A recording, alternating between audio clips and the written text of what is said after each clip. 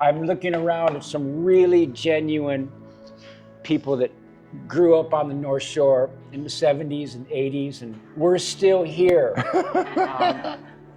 It's getting a little bit harder to get on our boards and stand up, but we're still doing it. I'm honored to have all of you, and it's just remarkable that all of you, we're all friends. Thank you, Curtis, for putting this all together. He's got his mouth full.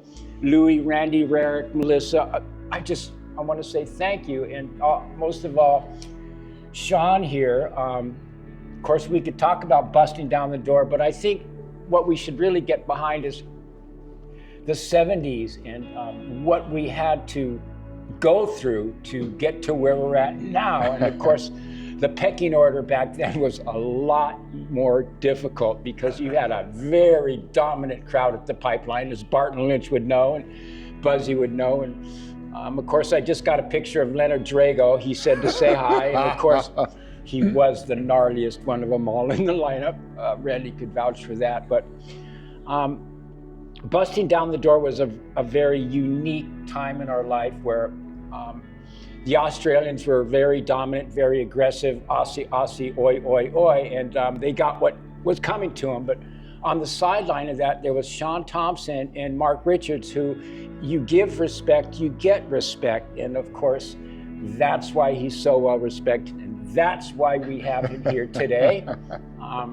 I could go on and on and on, but Randy could go on, but welcome, Shaun. Thanks, it's you know, it's so awesome to be back in Hawaii. It's been a number of years since I've been here, and you know, when I drive around, even when I drive around in town, you know, drive down Kapahulu and Kapiolani, and you remember the lightning bolt shop, and I remember the Surfboards Hawaii shop, and I remember the Surfline shop, and the boards I got from Ben Harper, and the boards I used to get from Jack Shipley and Jerry, and then 2 days ago I drove on the North Shore and stopped off at Three Tables there, and you know, I looked out.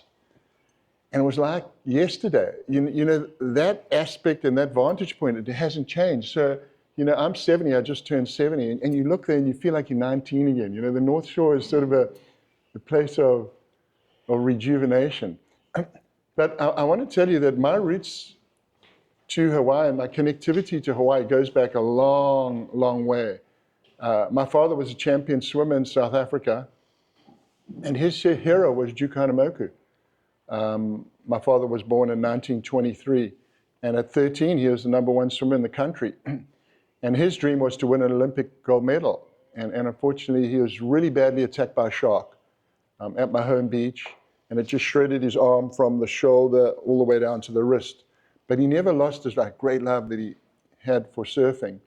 And during his period of recuperation, his father, who happened, luckily was a Russian immigrant, but became successful, and sent him to San Francisco for arm surgery, and then to recuperate. My dad decided he wants to go to Hawaii and meet his heroes, the Kahanamokus, and came over and stayed at the Royal when there was just the Royal and the Moana on the beach. How about that? Comes over here and meets the Kahanamokus and kind of realizes that aspect of his dream, and then comes back to South Africa. And I was born many years later, but with this abiding great love for Hawaii. And we were I like to say, we were the only house in the whole bloody country where your flip-flops had to be left outside. There were no shoes allowed in our house. And he just loved Hawaii, and then I grew up as a young boy, also having Duke Kahanamoku as my hero, but not as a surfing hero, as a swimming hero, because I was also a big swimmer before I became a surfer. So then, my dad started the first and longest running pro contest in the world to this day, in 1969. Yes, there's a bit of an argument about Bell's Beach, but this contest has been pro longer than Bell's. It was called the Durban 500, then the Gunston 500. And then my dad wanted to invite out famous people. He invited Randy out, because in 1969, Randy Rarrick, we watched everyone surf at 8 to 10 foot Haleiwa, and Randy blew everyone away at this red double-ender Weber. And Randy was invited out, Brad McCall was invited out, Billy Hamilton was invited out, Jeff Hackman was invited out, and of course my dad invited Eddie, our cow, out. And not thinking that, you know, when you live in a place, sometimes you don't really see the place that you're living in. Not understanding that we lived in a segregated apartheid society where blacks were in one area, whites were in a much better area, and blacks went to one school, whites went to another school, Indians went to another school, coloreds went to another school, and of course, Eddie rolls up, and he's staying at the Malibu Hotel of all places, and the manager says, no, you're black, you can't stay here.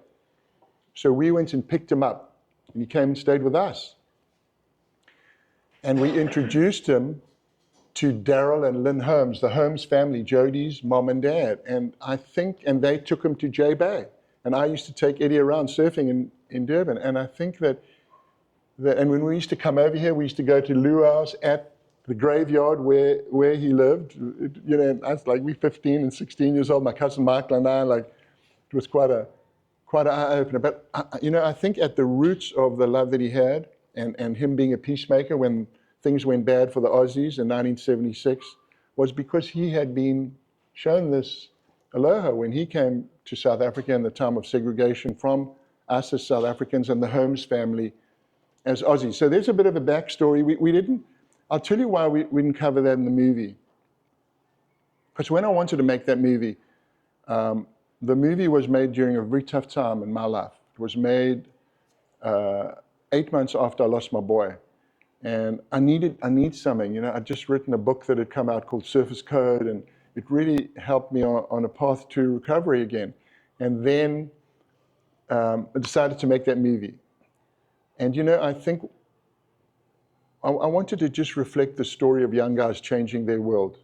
And I thought the article that Rabbit wrote in 1976, busting down the door, that ultimately created a firestorm, but also created pro surfing. And I wanted to make a movie that was reflective of that energy and that power and that enthusiasm and that aggro. And I couldn't tell my story because it wasn't about me, it was about the movement. So I had to be very careful because I raised every cent. I raised $1.2 million to make that movie.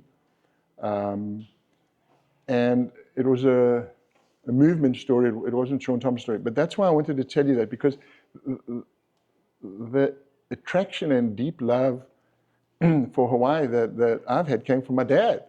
So it goes back a long way. And like Randy Ray sitting there smiling, and, you know, he came to South Africa and he saw the great love my dad had for pro surfers and pro surfing.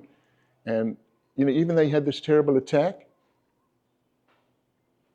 he just had this incredible love for surfing. And you know, I wrote this and I've handed it out to a couple of the kids. I handed it out to Barton's son, Lion, this little surface code that I wrote.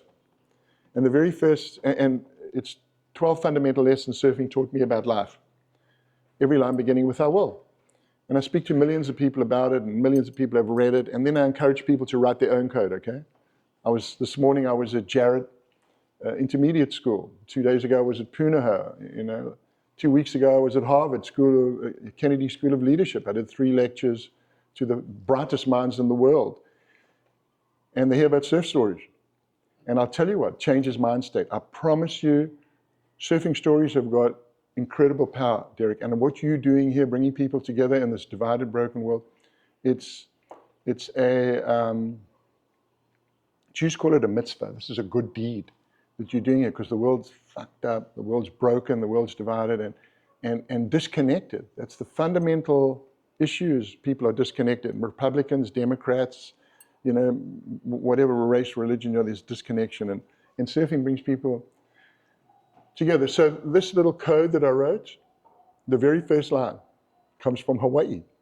I'll never turn my back on the ocean. And every time I read that and I hand it, I think of my dad, you know, terrible attack, but never lost his abiding love for the ocean. And all of us here, you know, we've had our trials and tribulations.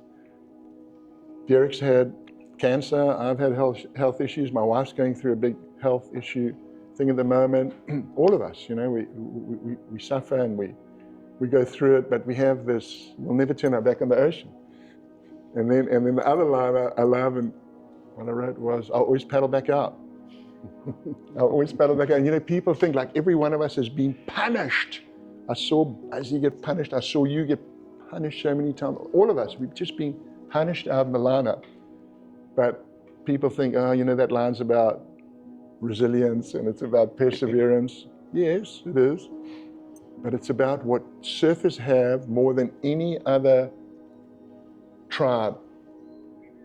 Matt Young called us a tribe. More than any other tribe in the whole world. Man, we've got to hope. We always paddle back out because we know that next wave's coming. I think you got to dodge the white water to get to the blue water, right? You know, and if it doesn't kill you, it makes you stronger. And all of us are survivors, but thank you for that. And it's true, like Greg Noah would say, to the grave. And we all know, big wave riders, small wave riders, it's all the same. It's sticking together and respecting each other. And that being said, the code is a true code, and I want to get that from you. So let's take this thing to the next step. Surfing saves lives, and surfing stories are here to share. Let's share with the audience here. While we were wiping out at the pipeline and our boards weren't right, they were becoming right by shapers like Randy Rarrick and Dick Brewer and Tom Parrish and Reno Abalera, God bless him. And BK, which was huge. And the surfers back then, I mean, when we paddled out, most of us here, Tommy and us, we had Hackman, we had Bertelman, we had Ipa, we had BK, we had Reno, we had some really good surfers, and Jackie Dunn and Tommy Nellis, and I mean Ricardo Pomar. I could keep going, Shane Horan. We had to find our pecking order. There was no taking off in front, and so surfers were really talented back there. James Jones, and you know, they just didn't stand up and fall off. So we were not rewarded a lot of waves. So we had to fit into that category. And for me, Pipeline wasn't my spot. I liked a little bit more room, so I was up at Sunset. But while I was down at Pipeline, it was so tough, the lineup, that I kind of went over towards this spot on the left called Off the Walls. And so did Shaun and Mark Richards. And the bronze Aussies, it turned into Kodak Reef. So what was once my little spot, Kahanamoku, David Kahanamoku's spot, and a few others, I used to be able to look out my bedroom window at Bummer Hill, look through the right-of-way at log cabins, and I could see backdoor peeling right out, gone. Being a lifeguard, I got paid to play, so that was there. But all of a sudden, our little secret spot at Off the Walls, which Lenny Bell lived on the beach there, and Shaun showed up, Mark Warren showed up, everyone showed up, Conga, Shane, and then all of a sudden it got pretty tough. But let's go over what you were doing with surfboards and the birth of boards that were flat from Lopez and from Brewer, which were getting you in a lot of trouble, but yet the surfing was unbelievable. Along came this one world-renowned board, which I saw you grow up with, and if someone would have taken your board like Michael Ho and rubbed Vaseline on it, you would have pissed off. But let's talk about the banana. Yeah, so you know, it's amazing in sort of the evolution of surfboard designs, how some of them are thought out. You know, MR working with Brewer for like a whole winter and coming up with that amazing twin fin, and Simon, you know, thinking with his thruster. And then I was over here in 1973 to surf in the Hang 10 American Pro. It was like the biggest, most valuable contest. And I think it was run by George Downing then, and Richard Graham, Dick Graham. And I stayed with Jeff Hackman. He had a little triangular house. Pupukea. Pupukea, yeah.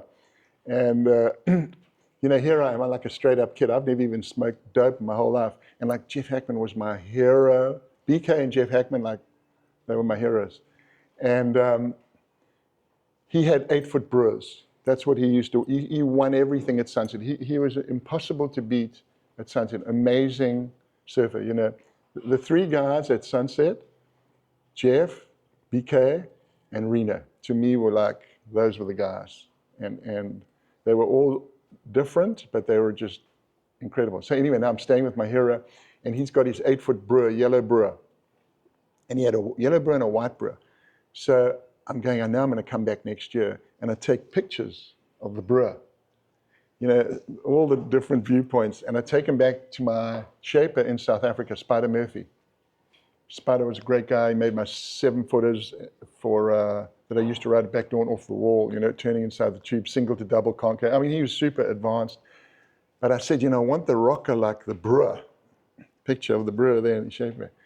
So shaping it away, and I'm looking at it and going, you know, it just hasn't got the curve and it hasn't got the nose flip.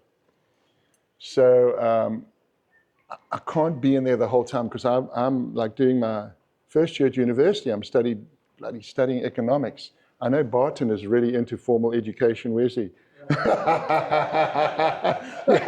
I love what this is all about. Revolution. What is radical education? So like I'm in like formal education, and I go Center back. of radical Yeah. education. That's Ashton right here. Oh, okay. So now I go back to pick up my board. The day I finish my last economics exam, I go back to pick up my board from Sparta. And I walk into the surf shop, man, it was full South African bush style there. And I remember I pull the thing back, and there's a replica of it up there. And I go, Sparta, man, this board is fucking pink.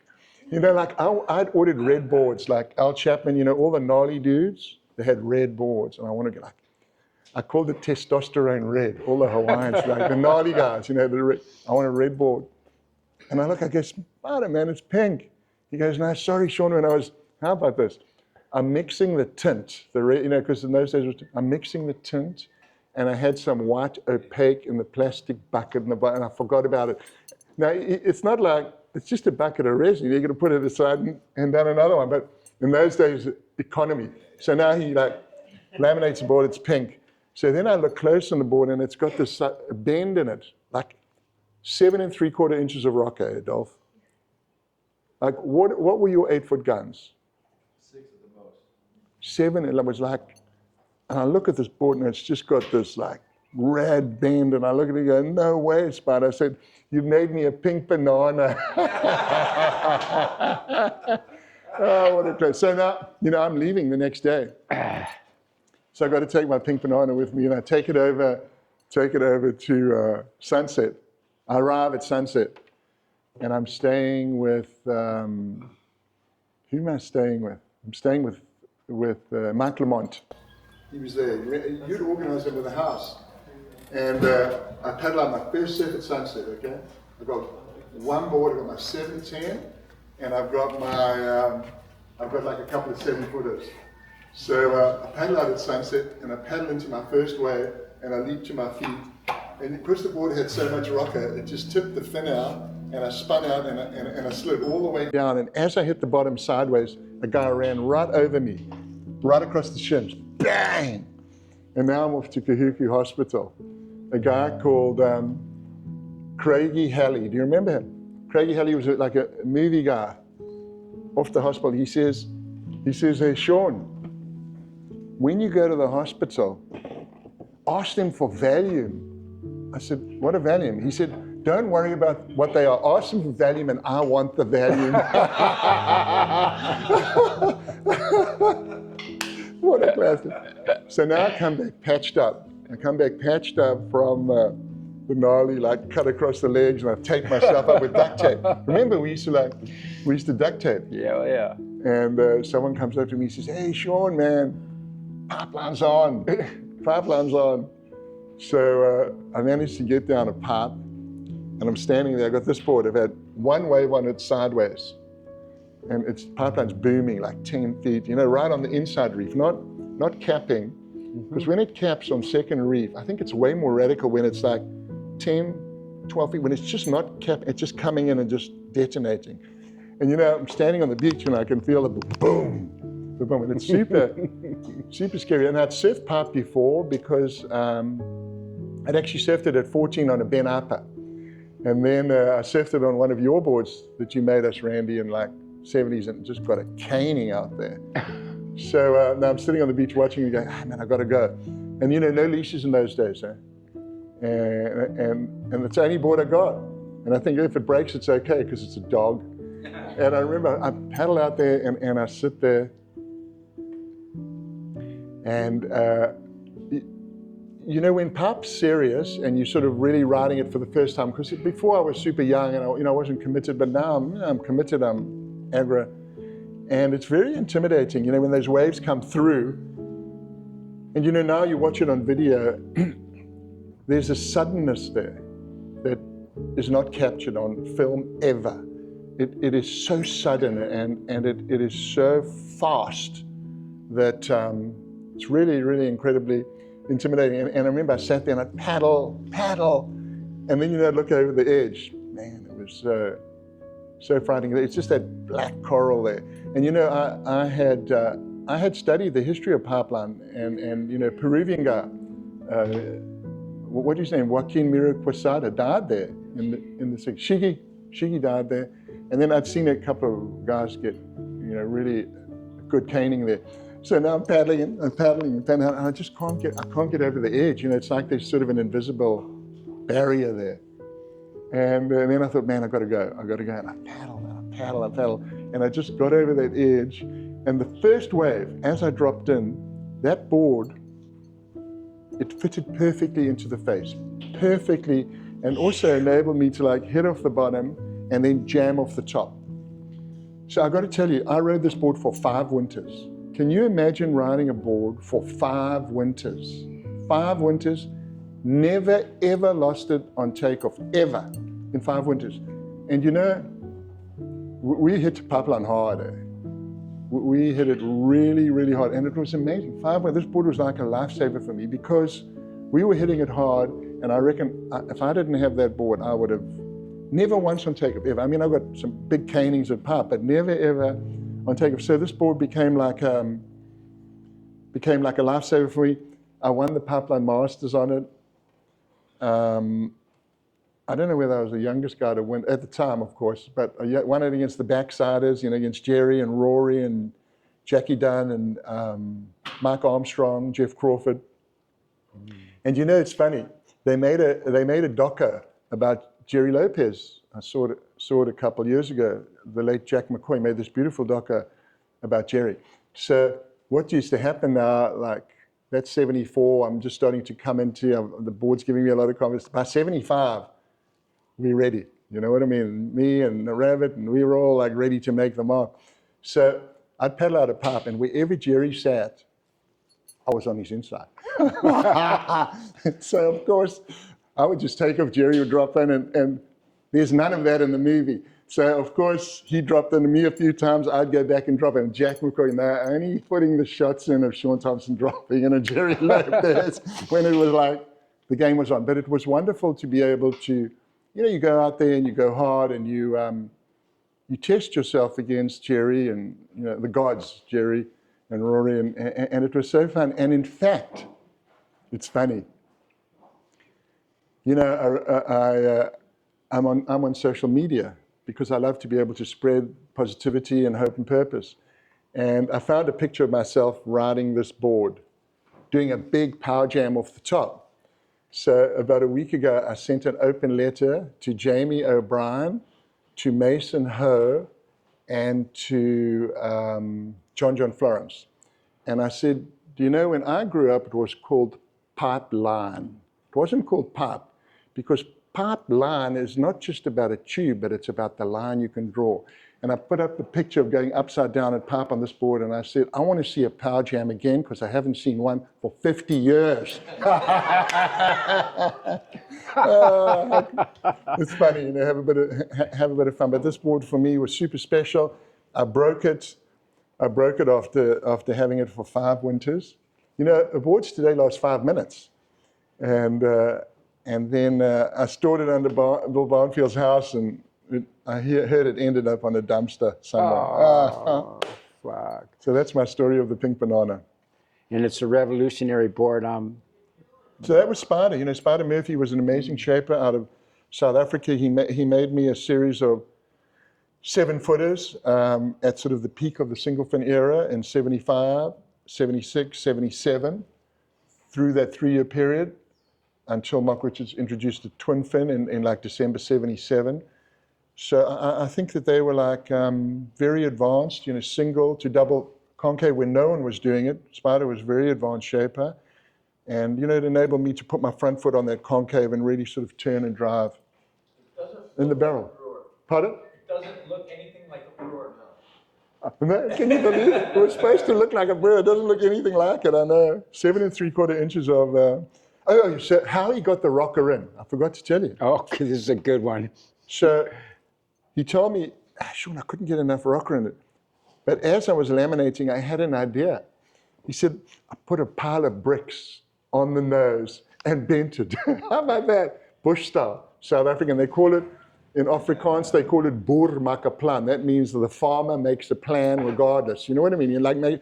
So he put the bricks on it and somehow bent it into like this parabola.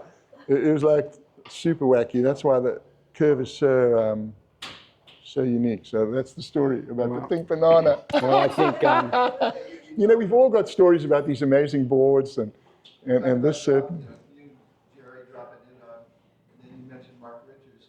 About that time when you and Mark had to share a weight. Yeah, so that's a fun story.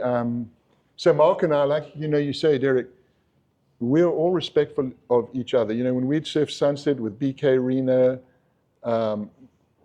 we'd never ride waves together. It was always, you wait your turn like a gentleman. And I tried once behind BK. I'll tell you what, we dropped in together. He did a bottom turn. It was like, when I did my bottom turn, it was like I went into like a valley, like a furrow. He created a furrow in the way. I went straight in and I was off the board, getting tumbled around. But that guy, the bottom turn on him, to this day, the greatest bottom turn of all time, I think, is BK. So yeah, there was a lot of respect. Even with the Aussies, Ian, PT, Rabbit, every now and then, you catch a wave in front of you. But generally it was pure respect. So we out on a day at Off the Wall, and it's sort of the day of the winter. And the day before, I'd seen Mark Richards walk down the beach carrying this like crazy board. Huge MR on it, and like candy stripe, like a what do they call those sweets? Lifesavers, with all these stripes across it. At Off the Wall, he's walking down the beach. It's about 4 or 5 feet, and I'm going, what's MR doing here? It's kind of the last time I'd seen a twin was Reno Abelera had bought one to the Coke Surfabout in '75, little twin, and it was like flying across these walls, and inspired Mark. That's the thing about shaping. It's all this sort of constant like cross-pollination. So walks down the beach, he paddles out, I'm going, what's Mark Richards going to do here? And he paddles into the wave, takes off, bang! Never seen it turn so fast, ever. Acceleration on like a 4-foot wave, like mind-blowing. Because these single fins, my 7.0s had an 11-inch tail, with an 8 1/4 inch fin set 6 inches back. You couldn't drive them in a wave under 8 feet, under 6 feet. So, wow, he comes off the bottom, wow, he comes off the top, and I'm going, wow. That's like the age of acceleration has started. Like, it was unbelievable. In one wave, I just saw the kind of like seeing the future there. And then the next day, the surf came up, was like 6 to 8, and we were Off the Wall, and we're having a good tussle, MR and I, to be like the top gun on that day. And MR's in his twin, I'm on my 7.0 Spider. And I paddle in a wave and I ride it, and he drops in on me.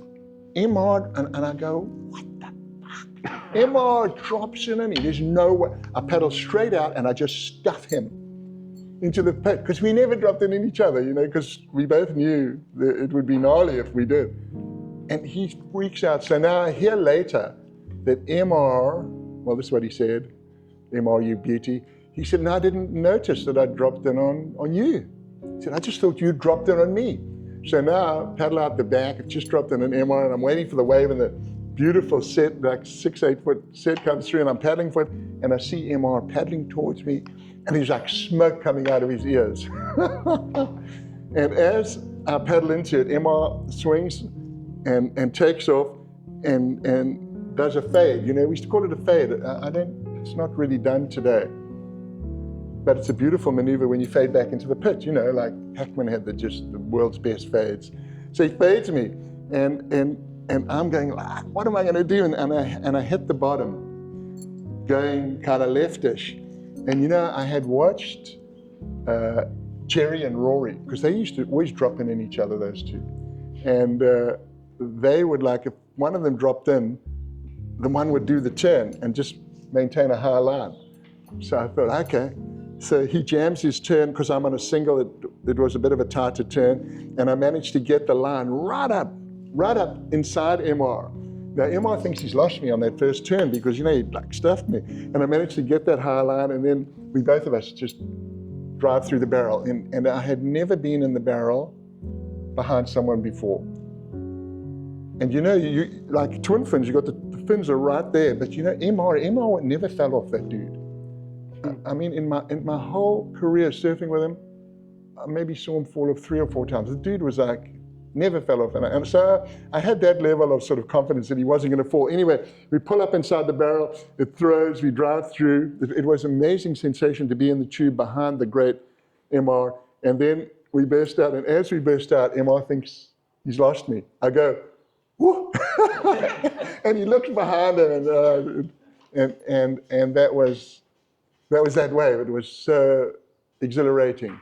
And you know, that wave is rare in the whole continuum of surfing. It is the only wave that has ever been ridden which captures the beginning and end of an era. That wave is the end of the single fin era, and it's the beginning of the twin fin era, the age of acceleration. Right there, on that one wave, you can capture that absolute defining moment in time. Okay, people say, oh, Shaun Tomson got the better of MR. Well, maybe on that one wave, but that wave also represents that turning point. So every now and then, you know, I'll see it, or I'll be in a restaurant, plays on the video, and I go, wow, it's a moment in time that reflects change. What year was that? That was 1977, and I just won the world title, yeah. And so, you know, I was feeling pretty proud of myself. So, I think everybody's seen that wave. yeah. So by the end of that winter, 77, now I've got, you know, in my mind, I've got the better of MR, the twin singles better than the MR. I go to Australia, and I'm competing against MR. MR's the only guy in the whole contest at the Stubbies with a twin fin, because MR would keep the twin fin in a bag. No one could see it. He wouldn't let anyone see it. And I remember I'm world champion. I got my first heat at Burley. Remember, right against the rocks. It used to be like right up against the rocks, and I paddled for my first wave, like I'm the defending champ now. I paddled for my first wave, and as I take my first stroke, a bloody fish bites me and hangs onto my finger, and I'm trying to flap it off. It's the first wave of the heat. I let them, there's blood everywhere.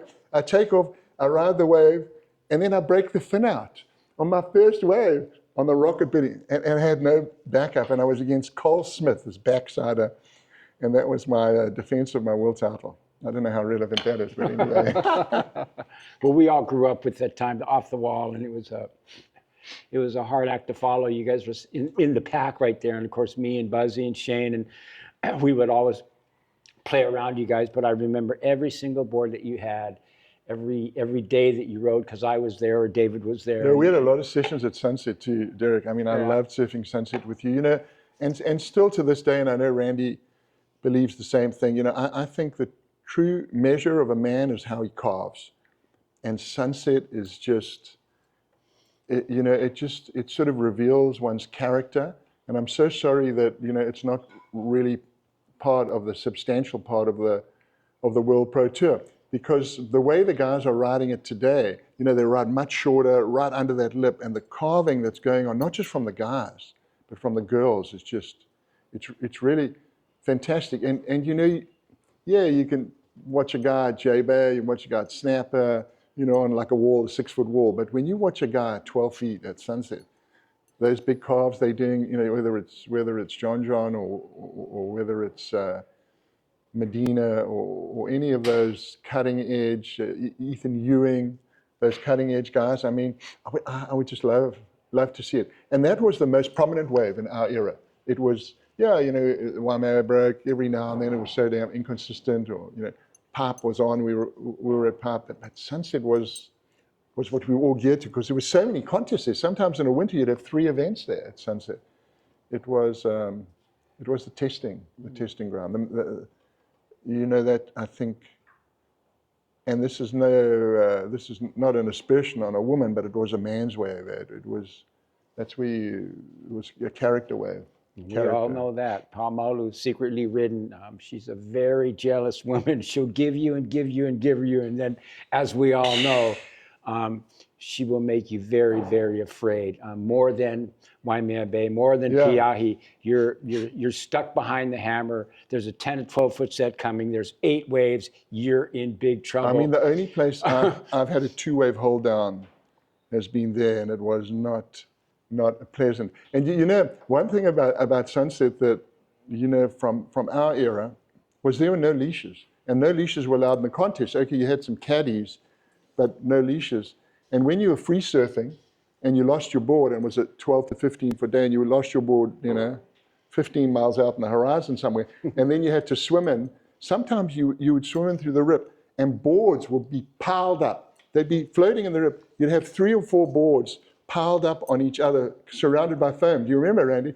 They'd be surrounded by foam, and you were just hoping that was one of your board was there, because otherwise you'd be catching a body over valves into the beach. You'd be running down towards Camis, and you'd see your board about half a mile out, and it's getting dark, and you know you've only got 1 8-footer, and you diving in that channel with the tigers, and you're swimming out there. It was scary. The amount of times and you get out there to outside Camis, and right as you're getting your board, it gets swept in. Of course. Jesus, and then you've got to. Of course, and then you got to swim through Camis and Monster Mush, which is that's no fun. Remember, we've all lost boards, and it was back then you had to make a board that you could see, and of course, if it was red and the sun went down, it was invisible. You couldn't find it. And of course, the same thing as Waimea Bay. You lose your board and you end up swimming all the way to Laniakea. But you're only as good as a good swimmer is a surfer. And I got to say, after all the people that I've seen out at Sunset Beach, the fastest swimmer out at Sunset Beach was Peter Cole, hands down, no stopping. And of course, after you lose your board 3 times, you're done. You're just done. But boy, did we give it a go, and we were really fortunate to live through these golden years. And as Calais, you know, the future of small wave riding, you go down to Haleiwa and it's 8 to 10 to 12 feet, and you know these guys are talking about a 5'11" and a 6'1", and then of course the goat on a 5'11" behind the hammer, and big Haleiwa is like, it's a serious wave there too. I would not get near it because the dews are tremendous. And then of course they're paddling out at Sunset this coming week. There's a Calais in the contest. They're on 5'11s and 6'1s, and the lines that they're drawing, it's incredible. Power, and I can't even comprehend that on an 8.0, 8.6. So that's where surfing has come from to where it is now. And of course Barton leading the charge with everyone, and Calais and his dad, and here we go. The surfboards have changed. They only last 2 or 3 sessions, but it started from, you know, the 60s and the 70s, and I'm, God, so glad that I lived through that, to be here today, to share these stories with, and it could go on and on and on and on. I just came in from surfing Sunset last week, and there's Kahea Hart on the beach with like 4 guys, and he's coaching them like completely. Here's the sets here. It's like it's like a cheat sheet. I mean, we had to learn Sunset and figure it out. Yeah. And pound it and go too deep and too wet. It's like, and now they're just teaching them all the little intricacies before they even paddle out there. It's like, that's kind of cheating. And it's also too, we had no leash, and you had to learn. You learned the hard way out there.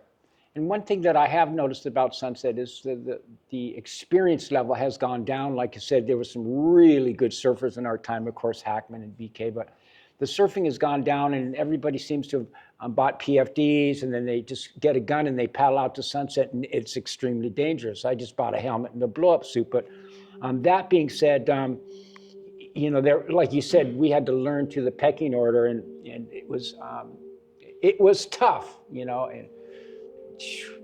But it is what it is. So I tell you what, you know what I'd like to just tell tell everyone about, what I've been doing since I retired from pro surfing. Because I use the values of surfing to impact the lives of millions of people around the world. Surfing has got like incredible power to not only inspire people, but to transform people, to change people, and I've seen it. So years ago, I wrote this little card. I don't know, we might have some. It was called Surface Code. Yeah, and I gave one to Lion, I gave one to, is it Kalea? So Rincon, my home break, was having a big environmental challenge. It was an $8 million issue with a septic tank. And this guy who started Surf Rider Foundation said, Shaun, I need your help to help solve this problem. He said, I've only got $100 to help solve this $8 million problem. So I went, Glenn, I don't think so. He said, no, but this is what I want to do. I want to bring a group of students down to the beach, just like you, Lion, and you, Claire. And we want to inspire the students. We're going to bring the media down. We're going to bring all the water board and these different people down. And we need to create this wave of inspiration. You got $100, so I'm going to bring about 100 kids down. So I had to figure out, like, what am I going to do to inspire these kids? And I wrote this in 15 minutes. It's called Surface Code. I wrote it 20 years ago. And I wrote down the 12 fundamental lessons surfing taught me about life. And Randy's heard my story. With the very first one being, I'll never turn my back on the ocean, thinking of my dad and the shark attack. And the kids loved the cards. The media loved the cards, and we created a groundswell, and ultimately we raised a bond and we solved the problem. But these cards took on a life of their own. And my wife and I had a brand called Solitude at the time. I'd sold Instinct, my brand, when I retired, and this was another brand. And we put the cards in the pockets of our clothing and board shorts, and we were making quite a bit of clothing then.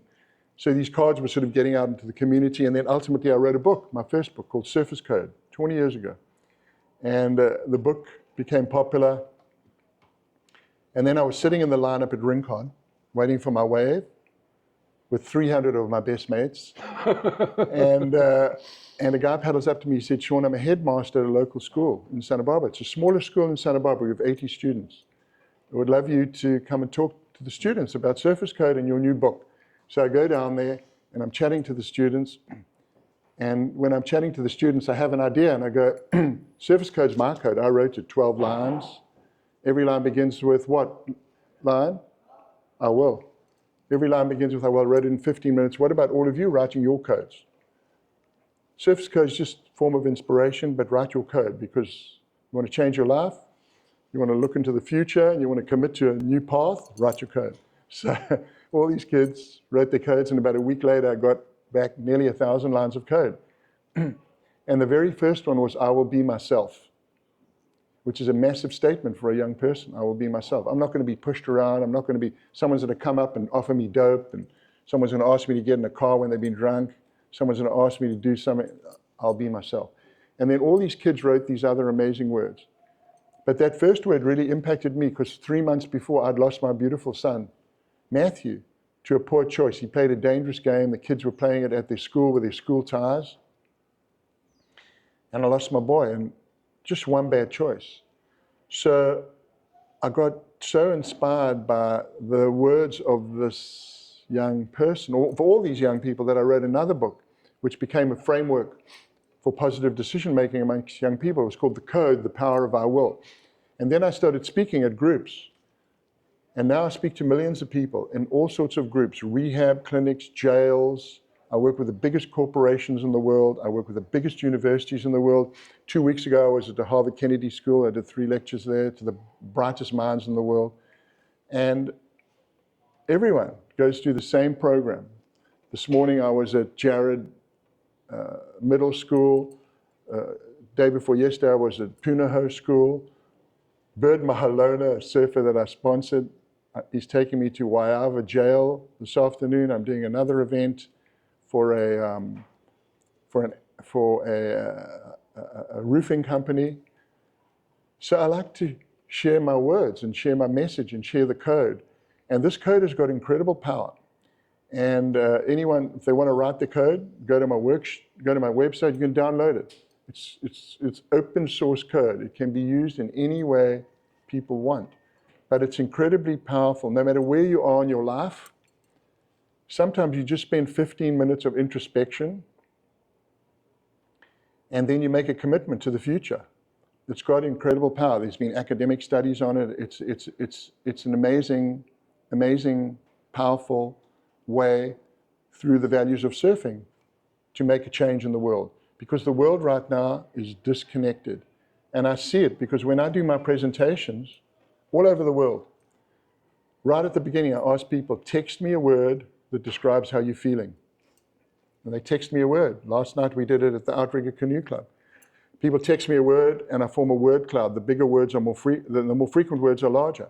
So you can see at a glance how everyone's feeling. And over the last 4 years since COVID, it's been stress, anxiety, depression, disconnection. These are from some of the biggest companies in the world where people are all fully employed. The first client was called Gilead Sciences. They had the only treatment for COVID back in March 20. So these were all fully employed, stress, anxiety, and it kept going. Okay, now it started to change, and there's a lot more optimism in the world. But when I did Harvard, and I asked the students there, overwhelmed, unhappy, stressed, these are all the future leaders of the world, because these students are from all over the world. This is a school of government. And how about this? The power of surfing. I talk about the origin of the code, the story I told you about Rincon.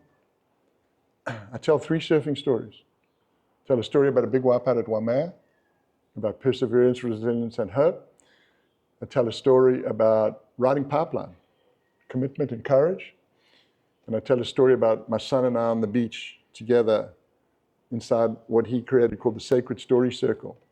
And then everyone writes the code. 15 minutes, 12 lines. Every line begins with I will. And then we share the code. If it's a small group, people stand up and they read their code to one another. If it's a bigger group, I ask people, surfing has revealed to me the meaning and purpose of life. Number 1, I'll be better. Send me one of your lines from your code about being better, your favorite line, and the words come across. I will pray, I'll have faith, I'll spend more time with my son, I'll do what I say I will do. And then I ask people, that's just half of the meaning and purpose of life. As I've observed, send me another line about helping others be better. And the lines come across. I'll be the light in the darkness. I will be a teacher. I'll be a volunteer. I'll be a mentor. And now everyone's reading everyone else's lines. And in this broken, divided world, man, suddenly people understand that we are all the same. We have the same foundational values. And surfing has this power. It's different to football, baseball, basketball, because we won. Yes, we're part of a tribe, but we are one. So then I ask people, like, how do I gauge success? Eh? So then I ask people, okay, and we did it last night at Outrigger, and I did it at Puna. I said, text me one word you're taking home with you. So you start with stress, anxiety, depression, disconnection, all this negativity. For instance, like Harvard. Tell the 3 surfing stories, origin of code, people write the code. You know what the 2 words are? Hope, purpose, love, well, 4 words. Hope, purpose, love, and stoked. And these are the people that don't even say it. Hope, purpose, love, stoked. How about those 4 words? The power of surfing. Randy saw it. Wow. Last night. Yeah. Hope, purpose, love, stoked. And that's what I do, and that's what I've been doing for 20 years now, and it's a beautiful path. I'm doing a 20th anniversary of my books coming out next year. I relaunched my clothing brand Instinct in March, and it's fun to be back in the industry now. I want to create a soulful brand that is about social purpose. It's aligned with my movement to create hope and purpose around the world. It's beautiful.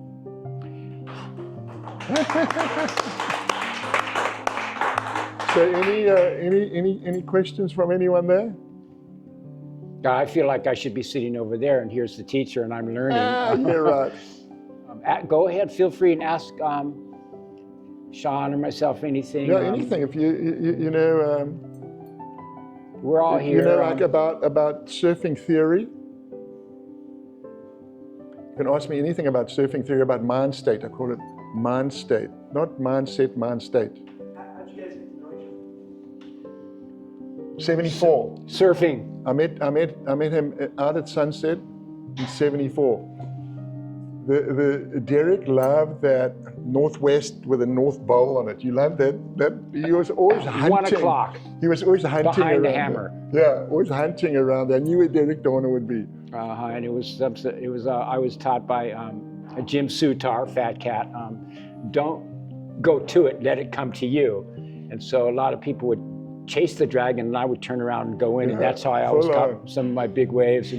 But there was definitely a commitment to that, because if you missed that wave, you paid heavy dues. Yeah, you got the whole northwest. We broke set. a lot of surfboards and swam a lot of times, but that's how we got together. And then, of course, from Pamalu, we ended up down at Pipeline, but we didn't fit in too good out there on those pretty violent days. So we just ended up at Off the Walls and Pipeline, and we kind of grew up together on the North Shore, and spent a lot of time. Spent a lot of time at Orisha's, didn't we? Yeah, and a lot of respect. And then of course Bugs, and then of course we're introduced to everybody through Alan Byrne, the king of channel bottoms, and it just he kept evolving. And of course Randy being the focal point of the Triple Crown, and of course the black shorts coming in. And of course I'm a founder, but I was the peaceful warrior. Randy would always chase me out of the water. God, water patrol, quit taking all the waves. But you know, I was always the peaceful one. And then, you know. I'll tell a quick story there. We're running the Pipe Masters, and as Darrick said, the early days we hired the hooey to do the water. And then nobody else would go out, so you know we could clear the water. Well, I think it was Imua. Imua. Jeez, it was gnarly. Imua Paina. This is during the Pipeline Masters. Final. It was the final, though. Imua drops in on Shaun. Here's our water patrol. And after that, the next No, day, he didn't only drop into me, but he ran me over, and he put in my beautiful board, he put a ding like this, huge ding, and I came up, and for some reason, even though we didn't have, my board was right there, I started shouting at him. Fuck, you know what I mean? He paddles over, he's swinging at me. And this is a final, you know, he's being covered by like ABs. He's swinging at me in the water, I'm paddling away. He was so scary. He's swinging at me, and Fast Eddie paddles up and pulls him off. You know, Fast Eddie saved my ass. I would have been done. Imua Paina. so the next year we made all the guys had to be on a paddle. Oh yeah, that was a lot of fun too. Great, thanks. With no cord. That was a pre-jet ski day. Yeah, we pre-jet skiing. It was a lot of work. I remember. Is he still around? Imua passed away He was a at big Pokai scary guy. Bay. Yeah. Hey, I think Ryan, since you're probably one of the youngest here, and Shaun's, you know, code is I will.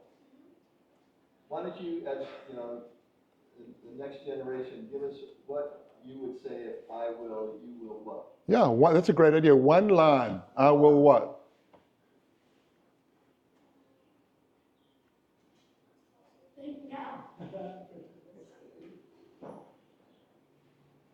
Just what comes off the top of your head? I will. That's a good one. What did you say? I will better myself. How good is that? I will be better. Great. Well done. Well done. I will be better. Yeah. What about you, Claire? Claire, you're on the spot. One line. I will what? I will persevere. Great. How good is that? So I'll tell you a funny story, and I loved the way Zeke Lau used to surf. You know, well, you guys know Zeke. I mean, he reminded me of Dane Kilo, just fabulous surfer. He was like a warrior guy. And he was sponsored by Channel Islands. This was a number of years ago. It must have been, I don't know, maybe 10, 12 years ago. And anyway, he was knocking on the door. But he couldn't, he was just getting 25ths. He had 3 25th in a row. 25th is last place on the tour. So I think it was called wasn't called the Challenger Series, it was called the QS, I think. Anyways, 25th, 25th, 25th. So I phoned up the manager, because I loved the way he surfed. I phoned up the manager of Channel Islands, who was a mate of mine. I said, hey, give me his email. Because I think I can help Zeke. And I'd watch his heats, and he just, I don't know, he just didn't have it together. Anyway, he sends me his email, and I write to him. Never met him. I say, hey, Zeke, try this. I said, just writing your code, 12 lines, every line begins with I will. I said, it's the way of a warrior. That's what I called it, because he was like a warrior dude. So, he's sponsored by Channel Islands, so they obviously encouraged him to do the exercise. Anyway, I get the email back from him, and he's got his 12 lines. Really beautiful, emotional, and very committed lines. So now he flies to South Africa the very next week. And he competes in the Bolido Pro, which my dad started as the Gunston 500. And he gets a third. Okay? So he goes from 25th, 25th, 25th to third. And then he goes to Portugal, to Cascais, and he gets a first. And then he wins the World Cup. So, when I talk to kids, I don't coach kids, I just tell them that this code has great power, and you actually have to write your own words and write your own path and write your own future. But there's a 16th of an inch difference between success and failure. 1/16th of an inch. I watched Barton Lynch win the world title in 1988 on the beach at Pipeline against Luke Egan in the final. 1/16th of an inch, because he had more mojo, more power, more commitment. So you don't really know where that 16th of an inch is going to come from. And okay, maybe the code just helped him a little bit. Zeke Lau's responsible for his own success or failure. But this little code can help you coalesce your focus, your energy, your power, your mojo, your motivation. And I encourage people, all sorts of sports teams use it, rugged teams use it, all sorts of businesses. And I encourage you guys, you too, Lion. I know your dad's a super famous coach, but this is a fun thing to do for a young bloke, and you too, and for all of us. It's a really interesting exercise in introspection, and you're never too late to think about where you were, where you're at, and where you're going. And this is not rah-rah bullshit. This is founded on the latest science in positive psychology, and it's founded on the latest theory of flow, which is the state of optimal performance and human enrichment. And I've lectured twice with the guy who developed the theory of flow at psychology conferences, a guy called Miha Csikszentmihalyi.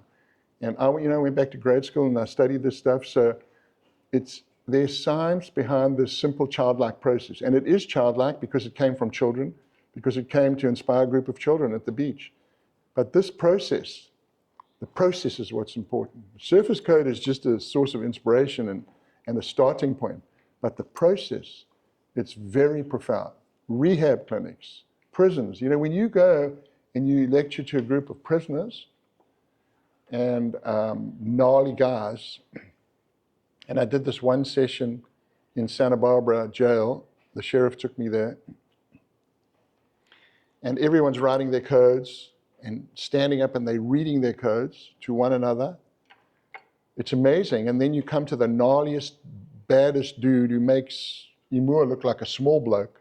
Huge guy, and he reads his code and he comes to a line, I will forgive myself, and starts crying in front of all these other prisoners. And I'm going, well, what's going to happen now? They all came and hugged the dude and cried as well. And it was like connectivity even in a dark place like that. So yeah, you can see I'm super enthusiastic about it. And Barton, you are incredibly enthusiastic, and you're a positive, powerful force in our world today, in our surfing world. And it's important that there's a whole lot of us here that are trying to create this positive wave of hope and purpose around the world. We just have different techniques of doing it, but we're all on the same path. With that, Darrick, you should close out that session with, I will what? I will better myself for others. You love that.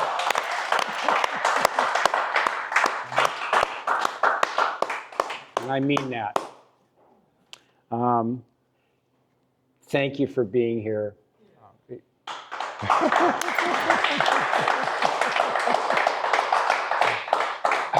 I will say I pulled out a 1988 Super Bowl Sunday board the other day, and while I was carrying it to my house, it just happened to be in my arms, and the certain ray came through the window, and it was Dick Brewer Rails that took me back to 1985, and I went, and it brought me back to that moment. I could feel it, and I could smell it, and I could feel his presence as I was carrying the board, and it was a priceless thing, and this is a priceless moment.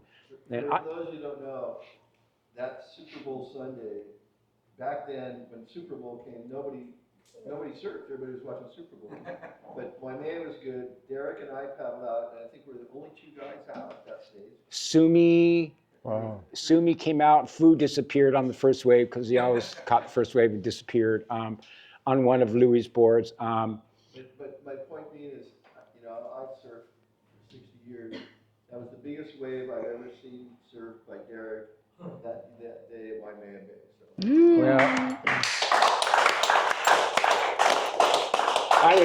I was fortunate. I started lifeguard in '75, and I worked at Waimea Bay with Eddie Aikau. He didn't share very much. He was a very quiet person. You would love it. He'd show up in his VW with one rack and 5 boards would flare out in the back. And you don't know how he came to town, but he did it. But he loved my peanut butter and jelly sandwiches with big honey and bananas, and he always ate them. And it was, back then, the lifeguard tower was a one-man tower, so we had to sit on the side. And one day he told me, never turn your back on the ocean. And then, of course, don't go to it, run from it. And so I applied that at Waimea Bay with Mike Miller, with Randy's. I applied their lineups to a little spurt and spot, and when I was on that spot, I'd look down and see where the reef dissipated, and I'd turn around and go in, and that's how I pegged that one wave, and it was the ride of my life. And of course, when I got to the beach, 1,000 people were there from, I think it was Green Bay Packers and Dallas Cowboys, and Green Bay won. And everybody was loaded and everybody was screaming. There was thousands of people right before dark, and I'll never forget Peter Cohen going, Darrick, that was a real hooter. And I'll never forget that moment. And I think everybody has a 10-year period in their life, and then you move on to the next generation, the young generation for Pipeline. Shaun for Pipeline, the banana off the walls, being here to share his remarkable lessons of courage and wisdom to share the world. And surfing is such a beautiful thing to share that with. And for everybody being here, I survived Piahi. Thank you very much. And I'll never go there again. I don't want nothing to do with that. And thank you all for coming. I really appreciate it. There is a lot of food there. And don't you worry, he'll be back and we'll get hundreds of people to share his message. But he's got to get himself to Kapolei, where he's going to meet Bird, which he sponsored. And Bird was a crazy surfer in our time. Crazy guy. Crazy, along with Tony Moniz and Dane Kealoha. And there was some Johnny Boy Gomes. And I mean, when Johnny Boy paddled out at Pipeline, you paddled in. You had to go in just to watch because he was an animal in the lineup. And but thank you for that, and thank you, Louis and Randy and Center of Radical Attitude, and just you guys are all my family, and Melissa, and go ahead and jam, and we'll be back. Thanks guys. Curtis. Yeah. Thanks, brother. That was great. Awesome.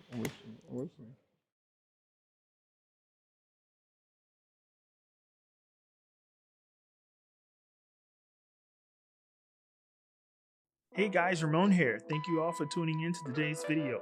Hit that subscribe button and notification bell to stay up to date with what's happening here on Oahu. If you would like to watch more videos, check out our playlist. And last but not least, consider becoming a member of the Oahu Surf Films Ohana.